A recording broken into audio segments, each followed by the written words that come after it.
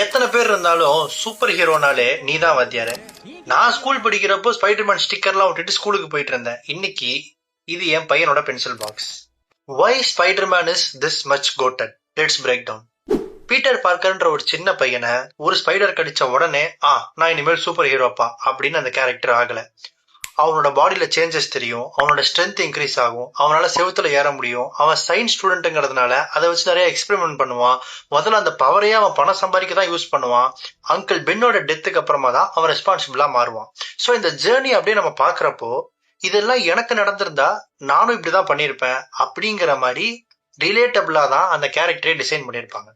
Super hero ஆன உடனே நான் உலகத்தை காப்பாற்ற போறேன்பா அப்படிங்கிற மாதிரி இல்லாம ஸ்பைடர்மேனோட பிக்கஸ்ட் பேட்டில்ஸ் எப்பவுமே வில்லன்ஸ் கூட இருக்காது. லவ், லைஃப், ஃப்ரெண்ட்ஸ், ஃபேமிலி, ஒர்க்குன்னு நம்மள மாதிரி காமன் மேனுக்கு இருக்கிற பிரச்சனைகள் தான் அந்த சின்ன பையனுக்கும் இருக்கும். அதுதான் அந்த கேரக்டரோட நம்மளை இன்னும் கனெக்ட் பண்ணும். ஸ்பைடர்மேன் ஒரு இன்வின்சிபிள் சூப்பர் ஹீரோ இல்ல, அவன் ஒரு சின்ன பையன், நிறைய தப்பு பண்ணுவான், தோத்து போவான். ஒரு கேரக்டர் எப்ப ரொம்ப வல்னரபிளா இருக்கோ அப்ப ஆடியன்ஸ்க்கு ஆட்டோமேட்டிக்கா அந்த கேரக்டர் மேல ஒரு எம்பத்தி வரும். அது வந்துச்சுன்னா இவன் ஜெயிக்கணும்டா அப்படின்னு படம் பார்க்குற நமக்கே தோணும். That's what make Spiderman special. இந்த வீடியோவை உங்களோட மார்வல் ஃபேன் ஃப்ரெண்ட்ஸுக்கு ஷேர் பண்ணுங்க. உங்களுக்கு ஸ்பைடர்மேன் கிட்ட பிடிச்ச குவாலிட்டி என்னங்கிறத கமெண்ட் பண்ணுங்க. தேங்க்ஸ் ஃபார் வாட்சிங்.